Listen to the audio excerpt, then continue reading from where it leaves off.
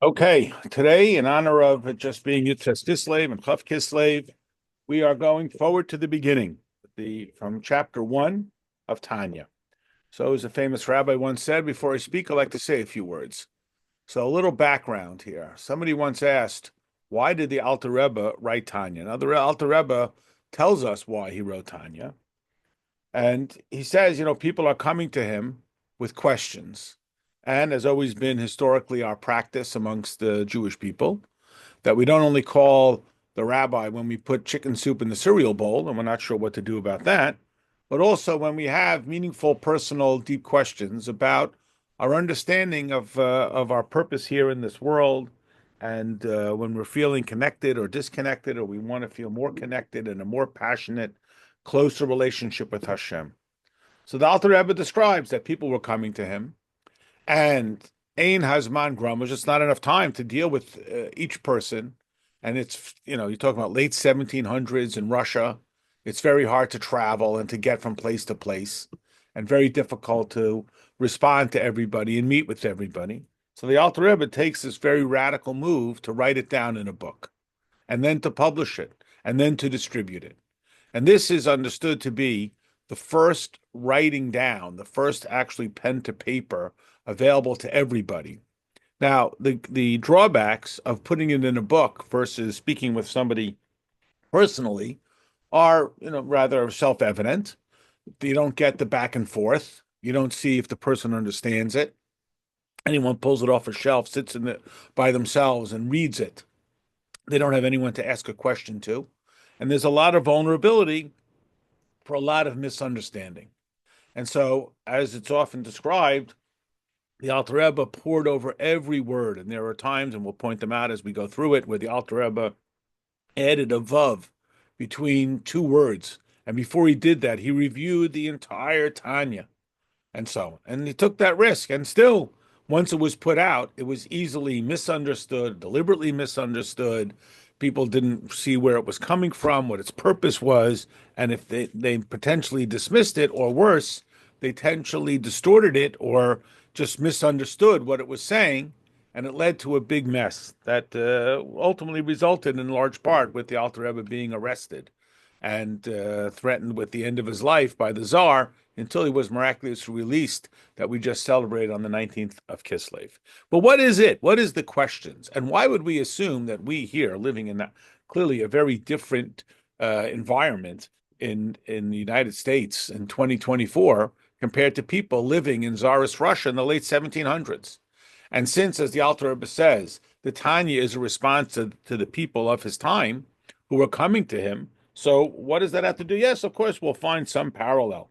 But we know, for example, the Rambam also wrote a great work of what we would call philosophy, that is a message, the Guide to the Perplexed, and he was dealing with a very specific type of circumstance in his time, almost 900 years ago at this point, or so. He's dealing with people who were enamored with the scientific discoveries of the day. So if I happen to find that to be my challenge, maybe I'll find some meaning in the Rambam's Moreh Nevuchim. What if that's not my particular challenge? Well, then maybe that doesn't appeal to me. Why is it that we assume that Tanya is going to appeal to everybody? And so it is explained that when we ask the question, sort of, what is the question that the Alter Rebbe is trying to address? What are these questions? We're not just talking about this specific question this specific person asked. What is the question that the Alter Rebbe is trying to address? And it is explained, as we'll see it in Tanya, that the Alter Rebbe is trying to address the question of the person who comes and says, what makes me different than my Gentile neighbor? What's the difference? Everybody's got a philosophy and everybody's got a belief system, and some people are very intense about it, and some people are not so intense about it, and some people take it very seriously, other people not so seriously.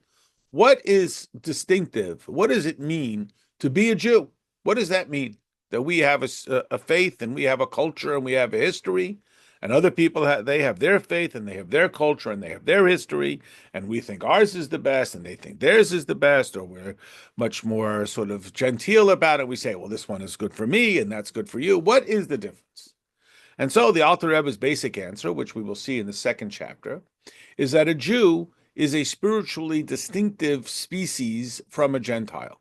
It's not because we can read Hebrew, and it's not because of our ancestry, and it's not because even of our practice, because we observe the mitzvahs and so on. It is something innate about a Jew that they have a second aspect to themselves beyond their humanity. We are not only human. Our humanity, we share in common with the nations. Our distinctive characteristic is that we have a godly soul, an actual part of unadulterated, unminimized, undimmed godliness, this nefesh hashenis, a second soul, which is an actual part of Hashem. In contrast, even to angels and to the other humans, and of course, the less developed life forms, the animal kingdom, the plant kingdom, uh, the mineral, where its godliness is extraordinarily muted, we have this raw godliness. Well, then the question becomes, so how come I still like things that are not so godly?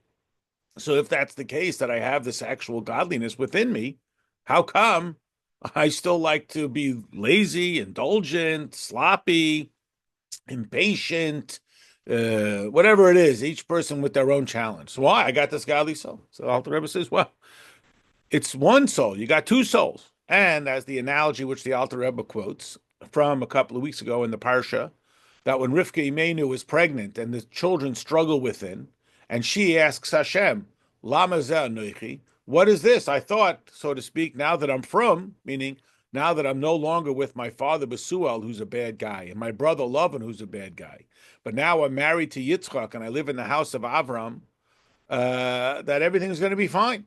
So Hashem says, well, you have two souls. You also have Esav within you. You also have your humanity. And your humanity is driven by the sensory stimulation, some form of what's in it for me. So whereas the godly soul is primarily driven, not only primarily, is absolutely driven by its desire to be in alignment with Hashem, the animating, or animal, but animating, a little softer term, soul, that is, that makes me human, is driven by some form of what's in it for me. It doesn't have to be evil, just as animals are not evil. They never violate their purpose. But it's driven by self-preservation at some level. What's meaningful to me, what's important to me, what's inspiring to me, what's transformative to me.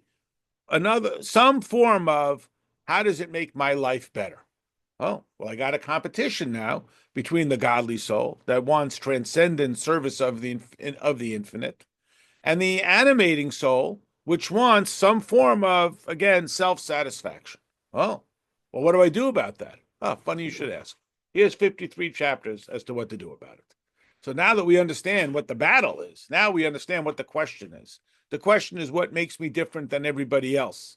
Answer, you have a godly soul that's distinctive, and that's independent of whether it ever manifests itself in any conscious manner. Again, we're not Jewish because we do mitzvahs. And then we say, but how come I have all these impulses for all these things that I like to do, whatever it is?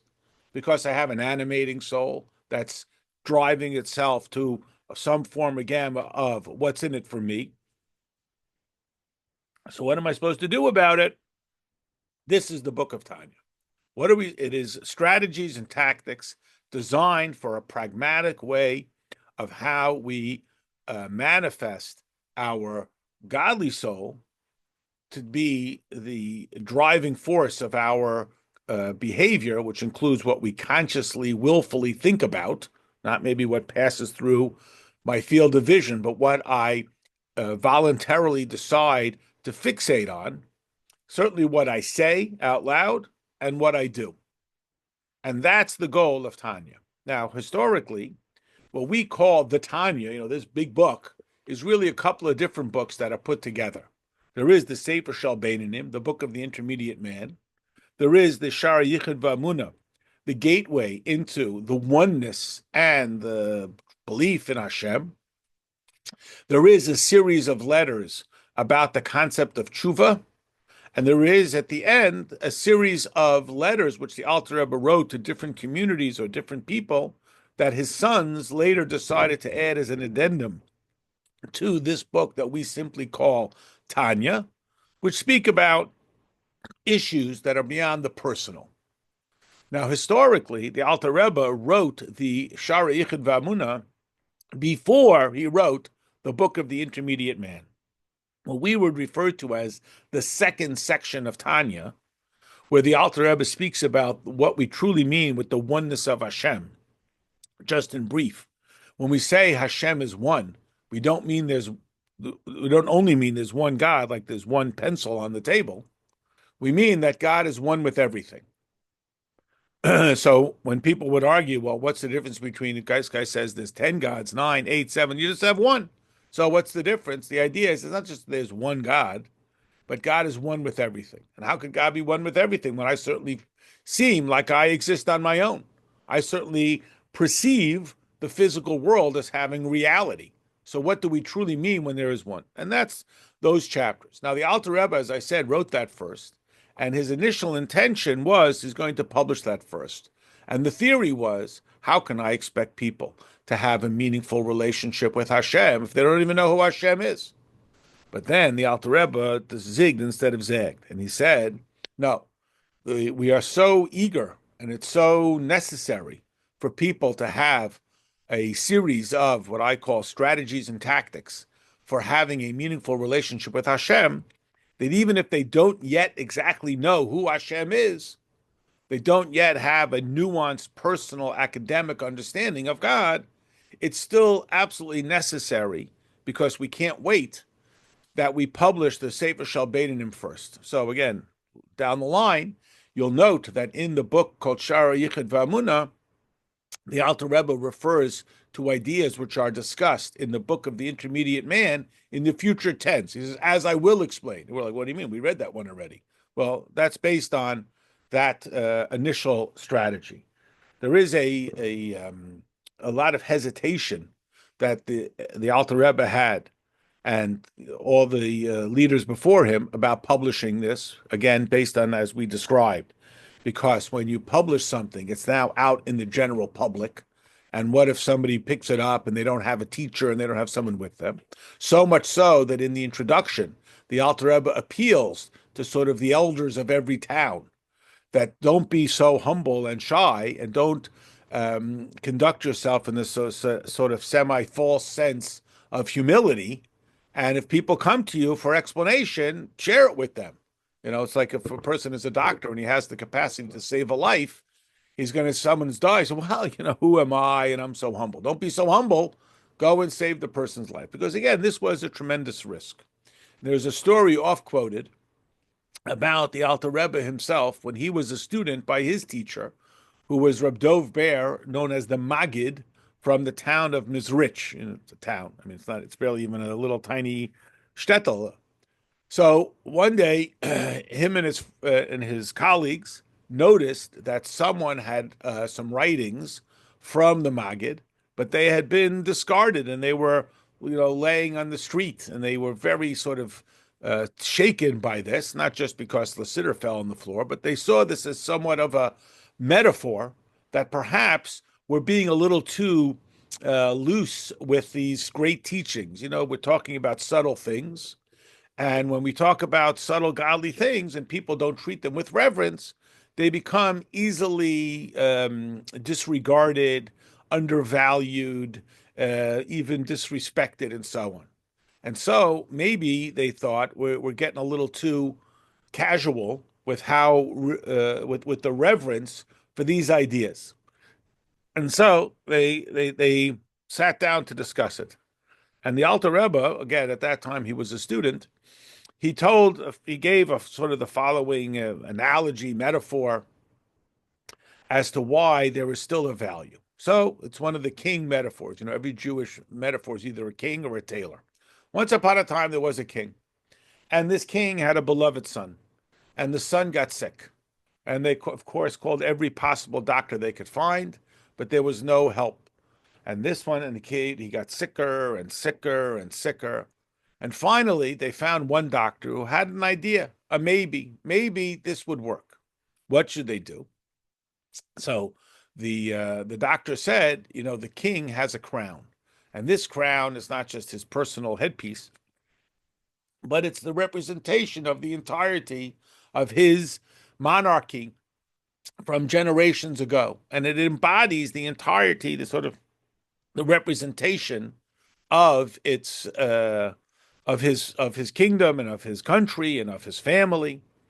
And what makes this crown so particularly meaningful is that in the center there is this jewel that is the sort of unique, distinctive aspect of this family. So the doctor said if we took this jewel out and we crushed it up and ruined it, and we put it in the prince's mouth, maybe it will revive him. Well, everybody was pretty hesitant, and they said, "Well, can't we find something else?" And this is the whole meaning, and so on, and it's going to be ruined. But unfortunately, the longer they waited, the sicker the prince became, until he was so sick that his mouth was clenched. So even if they would try this, they couldn't be certain that even a few drops would fall into his mouth. But the doctor was sure that if they did, it would cure the prince. Well, any parent can imagine. Eventually, of course, they said, "Do it," because there's nothing more precious than the child. So, what is the analogy? The analogy is the Jewish people have been through some rough times. And here we're talking, the Alter Rebbe is writing Tanya in the late 1700s. And this story when he was a student a little earlier in the 1700s. And we've had some pretty rough times since then. And the rough times are not only, not that it's not enough, but they're not only have they been very physical, human rough times, we've had some very rough spiritual times, times when we were genuinely bereft of any sense that Hashem was watching over us. And yet we have been absolutely committed to the service of Hashem. But there's something more than just the execution of mitzvahs. Remember, in the late 1700s in Russia, there was no such thing as being, quote, what we would call today not religious, because you had to belong to a community. Many of the oppressions against the Jewish people were because the local governments, whether it was Russia or Poland or Hungary, I mean, not that they were nice people, but they expected everybody to belong to something. Everybody had to be in a category. So there was no such thing as being what we would call today not religious. I mean, unfortunately, there were Jews who became other faiths. But in those communities, everybody was aligned. So the people who are coming to the Alter Rebbe are keeping kosher and Shabbos and davening and tzedakah and learning, et cetera, et cetera. So that's not the issue that they're facing. The issue they're facing is they feel, maybe extreme term, very dead inside about it. And their mouth is clutched. They've heard it. They've gotten all of the lectures. They've gotten all of the promises of things to come and the threats of how horrible it's going to be if they don't do the mitzvahs. And it is not meaningful to them. They've been physically oppressed in their circumstance, and they've been spiritually bereft. As we know, very few people really had an opportunity for a great spiritual meaning and understanding in their faith. So they're coming to the Alter Rebbe not because they don't know what to do when they put chicken soup in the cereal bowl. They're coming to him and saying, "Help me out here. I want to feel warmth, meaning, and closeness to the infinity of Hashem." And we tried all the things to say about how great it's going to be, and all the things it's going to do for you, and how it's going to make your life better, and how it's going to make your community better. And it's all true. And we, of course, genuinely believe that we could win the argument that our way is the Torah's way, is the best way that can be humanly appreciable for communal harmony, family harmony, business, and so on. And that was not enough for people. And so the Alter Rebbe said, okay, there is a jewel. There is something that is very precious. And what's so precious is how the mitzvahs affect Hashem. And this is something that we don't talk as much about. We talk about how the mitzvahs affect us. Sometimes in Torah, it even tells us. We say it every day in the second paragraph of the Shema. We'll do the mitzvahs, l'man yirbu yemechem, and you will live long, and your children will live long, and we're all for it. We say honor parents, and you'll live long. We're all for it. We say do mitzvahs, and there is reward, and the reward is a greater reward than material, and we're all for it. But what we don't talk as much about is how the mitzvahs affect Hashem. Later on in Tanya, the Alter Rebbe will quote from the Medrash, and it's one that we in the world of Chabad we talk about it all the time. The Medrash Tanchuma Parshas Nosai, which I can pretty much guarantee that before the Alter Rebbe made this the highlight, nobody knew what it said on the page before, no one had said on the page afterwards. It wasn't something that we knew. It's not like it says it on page 1 of Chumash, where it talks about the purpose of creation. Now, in the Gemara, it also talks about why did God create the world? And there are questions, there are answers that are suggested. God created the world because he is good and he longs to do good. It's intuitive to do good. Teva toiv lehitiv. It is the nature of good to do good. We say God created the world because he wanted to give us benefit and honor and reward. But those are all sort of presupposing that the world exists. What prompted Hashem to create the world? And in this medrash, which the Alter Rebbe describes, and again, this is much later on in Tanya, Zek kol ha'adam, this is the entirety of man, the tachlis briyaso, and the whole purpose of why he was created. Lios lo yisparech dirozoi b'tachtonim, to make for Hashem, a dwelling place in the naturally least sensitive places for godliness, the place that is least naturally intuitive for God. In other words, we're doing this for God. Now, some might say, well, what does God need from me? And the answer, of course, is, well, how could I possibly know? But God created the world because there's something that God is getting out of this. And since we don't presume God to be frivolous, so God creates the world because it must be very important. There's something in it for God. Now, this is a very dangerous idea, like crushing up the diamond. Because if a parent tells a child, do your homework, then you'll do well in school, the child might be motivated. But if the parent tells the child, I love you so much, I don't want to see you fail, and if you fail, it's going to hurt me so much. So not because the parent is concerned about themselves, but because they love the child so much. If you say this to the child might say, oh, so you want me to, because it's going to be meaningful. Well, I'll tell you what, it's like the kid, if you don't give me what I want, I'm going to hold my breath. There can be a manipulation coming if we're not cautious about this. But the Alter Rebbe says, we're going to trust people. We're going to have tremendous respect for our readership. And you will see that in Tanya. The Alter Rebbe has tremendous respect for the people who are reading Tanya, because let's face it, why would someone bother to read Tanya unless they really were sincere about this and they weren't traveling all the way to Liadi, this little tiny speck of a village in Russia, to seek the Alter Rebbe's guidance to then go and ignore it. So they were sincere. And the Alter Rebbe believes that we, the readers of Tanya, and every Jew by extension, is genuinely sincere about wanting to have a deep, meaningful relationship with Hashem. And we're not just looking for, what do I got to do when I won't get yelled at? And as we'll see in the first chapter, if I ever get beyond my talking, if you just want to know, if a person just wants to know, am I going to go to heaven? So then Tanya is not going to be very meaningful to them. Keep a score sheet and get one more win than loss, one more mitzvah than avera, and you'll go to heaven.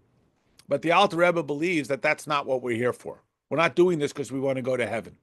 We are here to study Tanya because we want to have a deep and personal, meaningful relationship with Hashem. Now, the Alter Rebbe on the title page describes that the entirety of Tanya is based on one pasuk. It's a pasuk in the book of Devarim, where the pasuk says, Torah, the full context is, Moshe Rabbeinu was speaking to the generation that did not leave Egypt. It's Devarim, that generation has died. This is not the generation that was at Sinai. That generation has died. And this is the generation that is going to go into the land of Israel without Moshe Rabbeinu. Moshe Rabbeinu was not going into the land of Israel with them, as we know. And Moshe says to them, look, Torah is not in heaven. And you should say, who shall go up to the heavens to retrieve it? And Torah is not across the sea, that you should say, who will travel across the sea to retrieve it? Rather, it is very near to you. The matter is very near to you, in your mouth and in your heart, that you may do it. Now, what this suggests in the pasuk literally is, you don't have to say, if I was in a more heavenly circumstance, like living in the wilderness where manna rains down from heaven, and I have no concerns other than aligning myself with Hashem, then I can do mitzvahs. But I'm going to go into the land of Israel, and I'm going to have to be engaged in warfare, and I'm going to have to be engaged in setting up a community with government and markets and so on. I can't do Torah mitzvahs there. No, it is within you. And you can't say, well, if I lived in such a holy place, if I was born in a different time, if this, then I could serve Hashem. No, it is within you deeply and personally.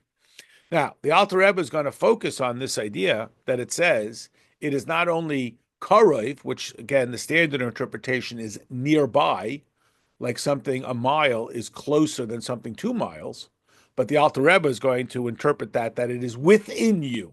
Not just near to you, it is in your natural programming, that you may say it and that you may feel it. Now, this is really going to be where the struggle is. To say that it is within my capacity to do every mitzvah. Look, if I'm honest with myself, yes, I can get up, I can go and daven, I can resist the temptation to eat something that's not kosher. I can do that. I can do that. But to say that I should only feel it in my heart, remember the pasuk says, in your mouth, that is the verbal mitzvahs, and in your heart, to say I should only love Hashem, look, as we say, I may like doing something, that's not an Aveira. The Aveira is if I do it. So I may always be a lazy person, but if I in fact get up, how can the pasuk assert that it is within my capacity to only feel love for Hashem? It's in my capacity, yes, to do the right thing, even if I don't want to. But to say it's within my capacity, and not only karo, but miod, it's very close. It's like a little extra zinger.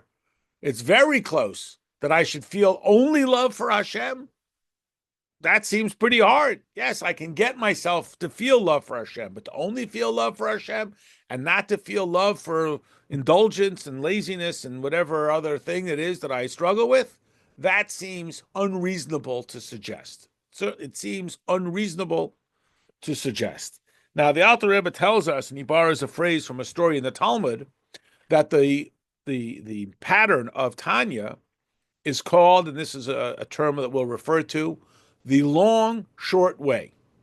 What's the story? So there's a story about this author of the Mishnah, or the Gemara, and he says, I was once bested by a young boy. I was walking somewhere, and I came to a fork in the road. And I asked this young boy, which way to the city? And he told me there's 2 ways. There's the short, long way, and the long, short way. So I said, okay, what's the short, long way? So he says, go that way. So he says he goes that way, and sure enough, in a few steps, he's right outside the city, but there's a big giant wall. So you can't get into the city, but you're right there. So he comes back to the kid. He says, what is that? He says, well, right, it's short. You're right there, but it's long to get in. What's the long, short way? You have to walk all the way around. But when you walk all the way around, you walk right in through the gates. What is the analogy here? So again, every community has been struggling since Matan Torah. How do we keep people engaged and meaningful and thoughtful and enthusiastic about the service of Hashem? This is a classic struggle, and everybody is trying to solve the problem. So there are many short, long ways. The short, long way is the various types of stimulation. It is a way of serving Hashem. And later on in chapter 18, the Alter Rebbe addresses it because, look, I can't always wait. Sometimes it's urgent. And it's like an emergency. And if you're going to tell me I have to wait until I've completely, entirely figured it all out, meanwhile, life is going to go by. So what is the short, long way? So it is to, I'll use this term, to zap our emotional enthusiasm, to appeal to our enthusiasm for the service of Hashem, and that will get me over the hump. What's the downside of that? So again, I use this word, it's a little irreverent, but like any gimmick, it's good to get you going. It's like a sale. So yes, you make a sale and more customers come in, but once the sale is over, the customers are not coming back. They're waiting for the next sale. And in the same sense, in our Yiddishkeit, we get all excited and then it's passed and okay, what's the next one? And I'm going to need another one and another one and another one. So again, it is a mechanism to serve Hashem.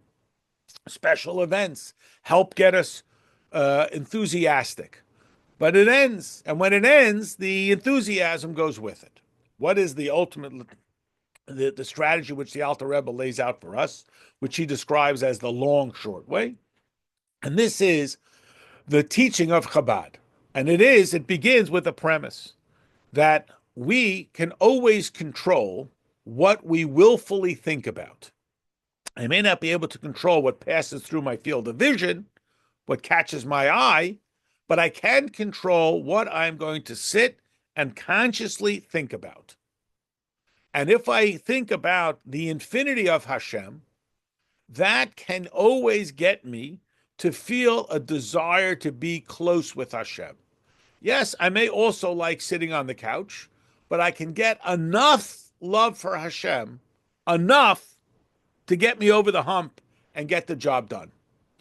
Yes, I may still feel the interest and the desire in trivial matters and self-indulgent matters, but I can engage my intellect to overcome that resistance and that capacity to always think about the infinity of Hashem is in fact always within my control.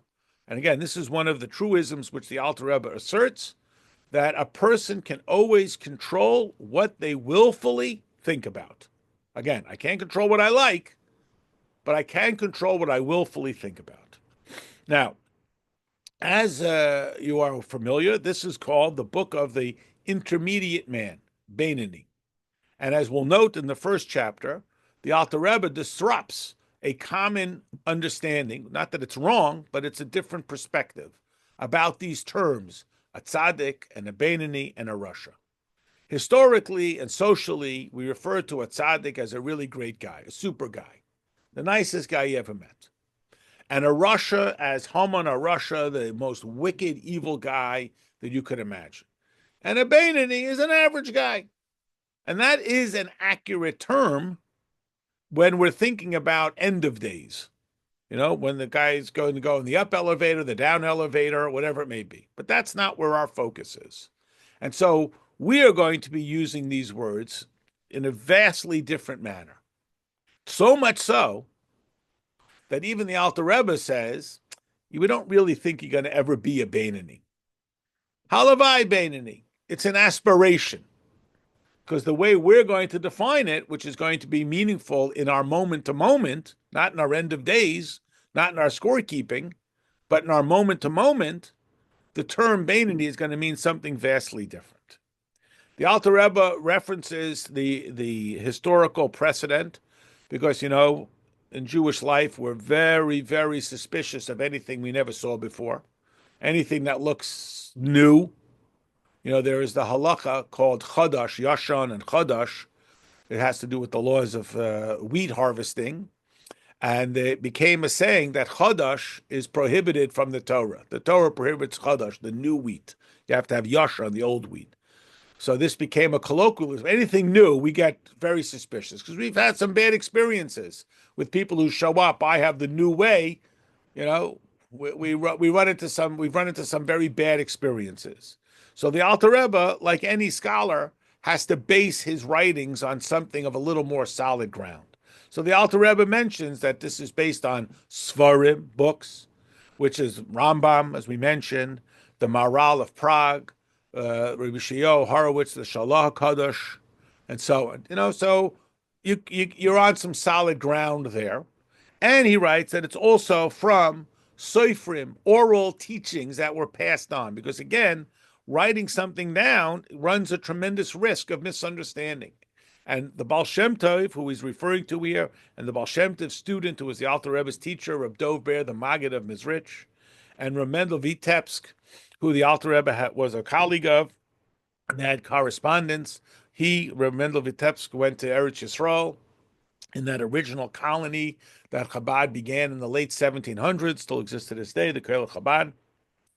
And he mentions them there, that they also are sort of source material for his writings. And again, the long way is through engaging the intellect to shape the heart. The short sort of spurt way is that we're just going to appeal right to the emotion and we're going to crowd out anything else. And as the Alter Rebbe will talk about, it requires a lot of patience. So one lesson of Tanya is like one piano lesson. You get a little tiny taste, but don't think you're going to play the piano after one lesson. And the Alter Rebbe sort of makes it clear this is a long haul investment. It's long short. As an example of that, I mentioned that the Alter Rebbe writes that the whole of Tanya is based on this one pasuk in the book of Devarim, Ki karev elecha, behold, this matter is very near to you in your mouth and in your heart, that you may do it. Now, we might expect that page 1 of Tanya is going to say, okay, there is this pasuk, and you're familiar with this style of Torah study. Here's an idea, seems perfectly harmless. Here's a contradictory idea, and here's a solution. Thesis, antithesis, synthesis. That's not what's going to happen here. We're not even going to mention this pasuk until chapter 17, because the Alter Rebbe has to lay out the background. And again, this is why it takes a long, short way, and it takes patience and stick-to-itness. Again, one piano lesson will give you a sense of what the piano sounds like, but nobody anticipates that they're going to play a song after one piano lesson. So the Alter Rebbe begins Tanya by disrupting, or as we would say, disequilibrating us from our common presumptions. It's much like why much of Torah always begins with a question, because if I don't have a question, I'm not really open to anything. I know that one, I know that one, I know that one. And this is one of the difficulties in the fact that we're always learning Torah, because we might think, oh, I know that one, I know that one. And I imagine every one of us has hopefully had the experience where you're learning the Parsha and you go, well, I never noticed that before. I'm learning the Parsha 20 years, 30 years, 40 years. That's a new insight. Now, either it's a new insight because I just didn't come across that one. I mean, we all have limited time. Or maybe I wasn't really receptive to this. It wasn't as meaningful to me because where I was last year and 30 years ago is not where I am now. And so this message resonates with me in this environment and in this circumstance at this time in a way it didn't resonate with me when I saw the same thing 10 years ago and 20 years ago and 40 years ago. And again, we've all, I hope, have had such an experience. Well, the same thing can be said with the understanding of Tanya. We come to it, each one of us, from our own life experience. And whatever it is that we're going through now is not what we were going through 20 years ago. And the Alter Rebbe makes the very, very bold statement that he has embedded within this writing the answer to all of our spiritual questions. I mean, that's a very bold statement. And if we are receptive to it and we have the patience to go through it, because again, it's not going to be an instantaneous set of answers. And as in our style, which is I talk too much, we will go through it step by step, word by word. And again, the Alter Rebbe, as I mentioned, reviewed the entire Tanya before he made even the slightest grammatical adjustment. So we too will try to go through that and see where the core message is. And as we are just commemorating Yud-Tes Kislev, the Alter Rebbe spent 53 days in Tsarist prison. It's not a nice place. I've actually been to that prison, the Peter Paul prison. It's a museum now. And there's a big arch and there's a sign, it's in Russian, but they translated that this was called the Gates of Death. This was not like a nice prison where Rabbi Shimon brings you pastrami sandwiches.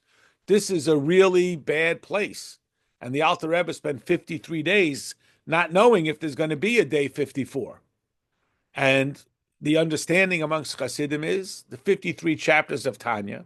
So we have to ask ourselves, what is it in this chapter that the Alter Rebbe went to jail for? What's the Chiddush? What's so radical about this? It doesn't seem that radical.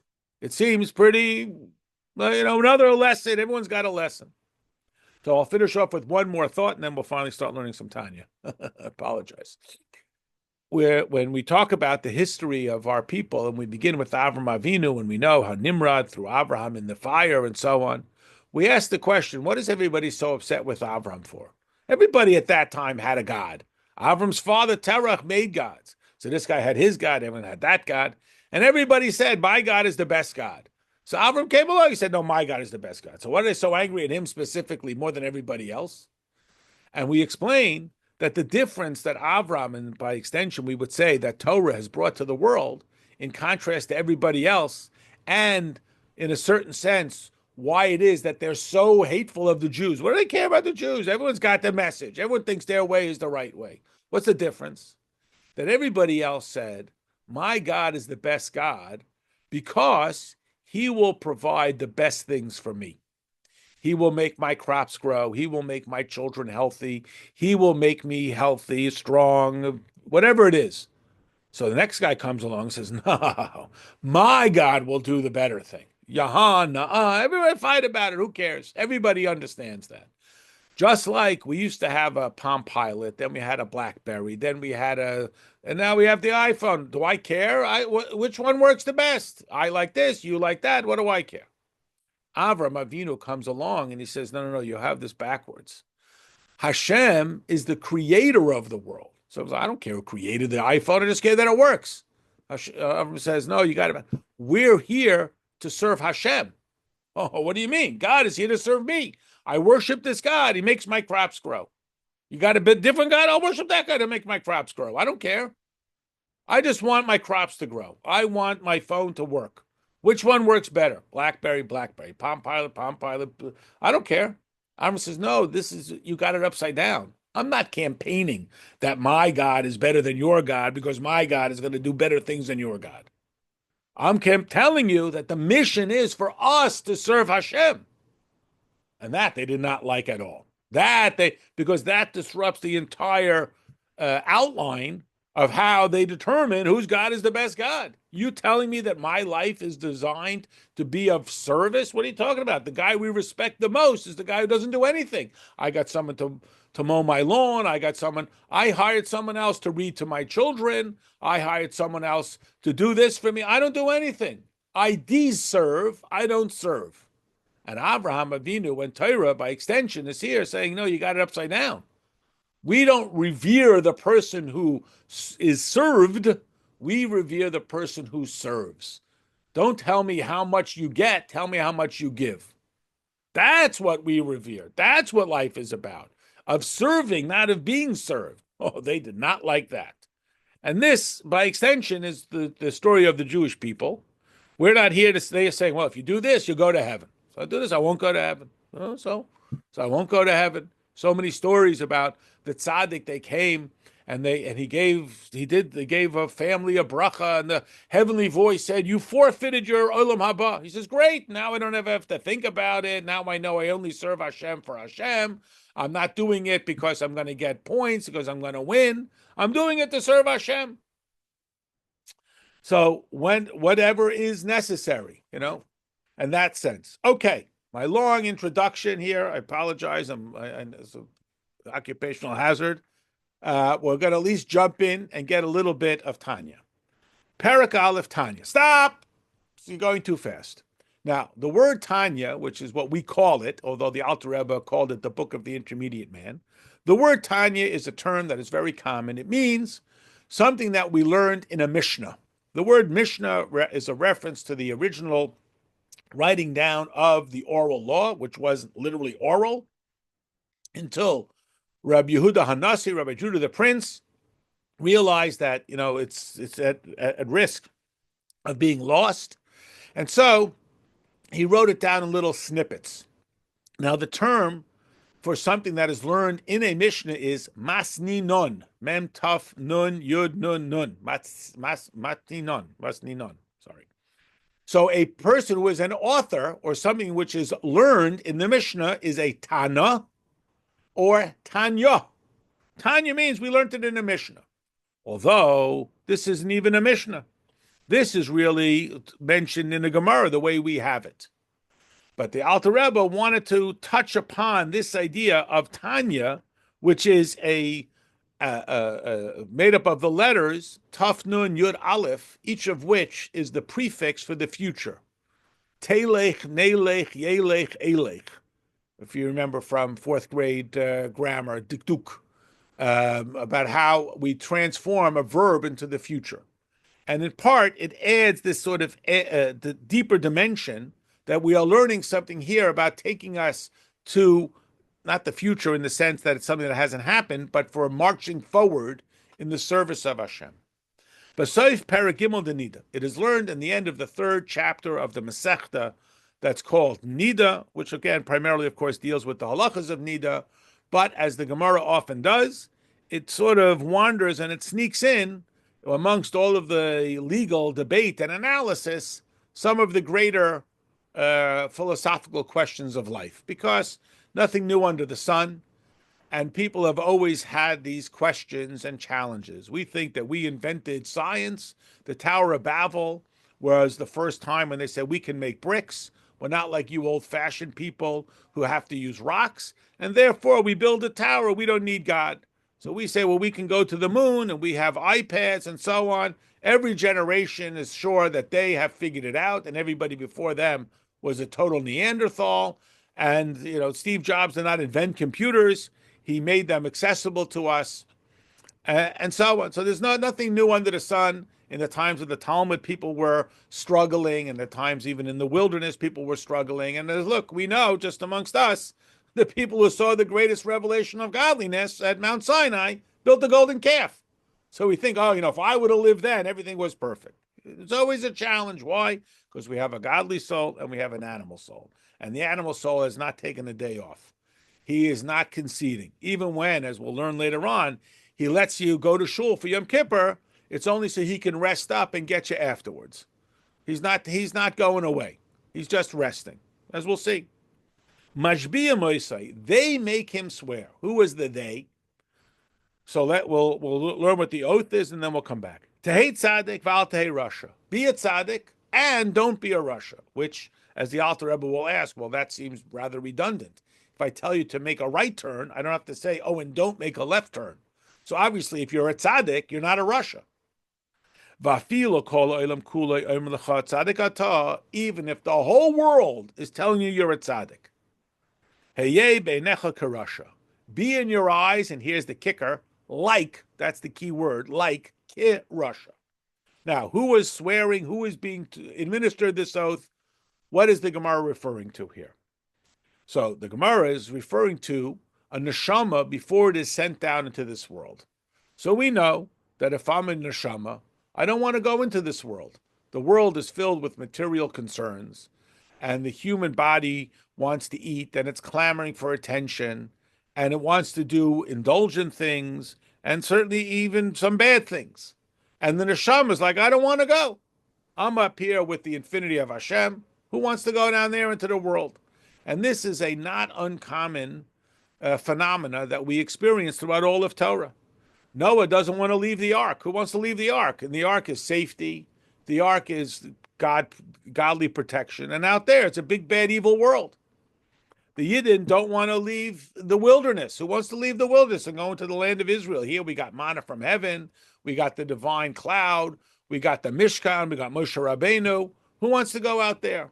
The kid who doesn't want to leave yeshiva.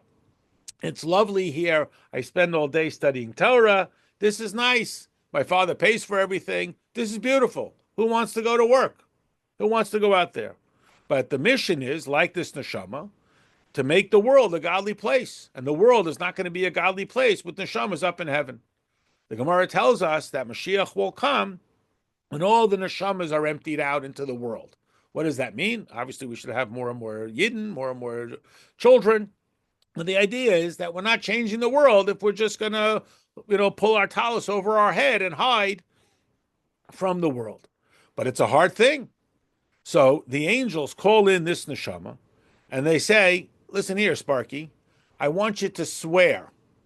Swear that you'll be righteous and not evil. So the neshama is like, what do you want from me? I'm on your side. I'm all for it. What do you make the goof swear? Why are you making me swear? I'm all about it. I'm on that side. I want to do godliness. So the neshamas are being told, hey, this is what you say now when you're up in heaven and you're surrounded only by godliness. You're going to go down into the physical world. You're going to see that you're going to have to really be committed to something far greater. One of the beautiful things is when you ask a small child in the yeshiva, what is a quarter? He says, oh, that's for tzedakah. Some people use that to buy things. Really? I thought the whole purpose of money is to put it in the pushka. Why do you have water? So you can wash your hands for bread. People use it for other things. Who knew? So that's the neshama. It's beautifully naive. It's stunned. What do you mean you don't want to do mitzvahs? Where you have to put on tefillin today. You didn't know that? What do you mean? Oh, okay, let me help you. What do you mean you don't want to? Everyone wants to. Just like nobody wants to be sick. Why do people eat potato chips? Whatever. Unfortunately we can come up with an excuse for doing things that are unhealthy.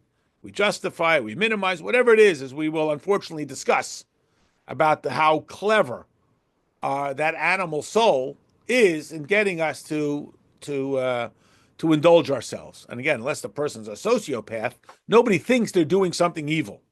They think, what do you mean? I tried it. We have excuses. So we're telling you, listen here, Neshama, it's not going to be as easy as you think. What is the role of swearing? So we'll have it coming up, actually, before Yaakov Avinu dies. He makes Yosef swear that he will bury him in Eretz Yisrael and not in Mitzrayim. So why does he make Yosef swear? Don't you trust me? So there's all kinds of explanations. We know maybe Yaakov feared that Yosef resented the fact that Rachel was not buried in the cave of Machpelah. But okay, really, you think Yosef is going to take revenge on his father? So we know that when Yosef dies, tells the people to bury him temporarily in Mitzrayim, and then when Hashem will take us out, you'll take my bones out with you, as we read about later, that Moshe Rabbeinu takes Yosef's bones out with him. Why is Yosef buried in Mitzrayim? Because he says, temporarily, this will give the people confidence. They'll know that I believe so certainly that Hashem will take us out of Mitzrayim that I'm willing to allow myself to be buried here temporarily until that time will come. So Yosef might have thought, I got an idea. Same thing with Yaakov. What does Yaakov want more than anything? Like every father and grandfather wants. He wants his children to be happy. So imagine how meaningful it will be for the people if we'll bury Yaakov temporarily in Mitzrayim. The people will see this is where the tzaddik is, because he's so certain that he's going to eventually be buried in the cave of Machpelah that he's even willing to be temporarily buried in Mitzrayim. It's a good idea. And Yaakov says, don't have any good ideas. When you swear, it means you can't edit this. Don't change it. This is how it has to be. And then Yaakov knows that Paro is not going to be so down with this, as we see in the Parsha. And Paro only agrees because, as he says to Yosef explicitly, because you swore to your father. So when a person swears, it has a number of consequences. One, it means you can't change it. Even as smart as you are, you can't change it. That's A. B, it gives you, like the word soveya, it gives you strength. It satiates you with extra strength to do it. When a person swears to do it, that means he is not going to allow anything to get in his way. It's going to require a dogged commitment till the point, as we call it, of Mesiras Nefesh, total surrender of self. So this poor neshama who lives up in Shemayim with holiness all around him, he's being sent into a deep, dark, unpleasant place in this physical world, encased in this body that wants to eat and sleep and do all this stuff. It doesn't want to do godly stuff intuitively. And you got to drag him there like a mother dragging her kid shoe shopping. He doesn't want to go. But the neshama is told, you got to swear, because that's what's going to give you that energy. That's what's going to give you that drive to do it. And what should you swear? To be a tzaddik. And then don't be a Russia. So as we'll ask much later on in Tanya, well, obviously, if I'm a tzaddik, I'm not a Russia. Like I said, if I tell you to make a right turn, I don't say, oh, don't make a left turn. One negates the other. So what the Alter Rebbe will explain is our aspiration is tzaddik. Now that's really a sort of letting us off the hook. Because the oath is to be a tzaddik. But as we'll explain, tzaddik is kind of out of our reach. In fact, the Alter Rebbe wrote a book called the Sefer Shel Tzadikim. This is the Sefer Shel Beinanim, the book of the intermediate man.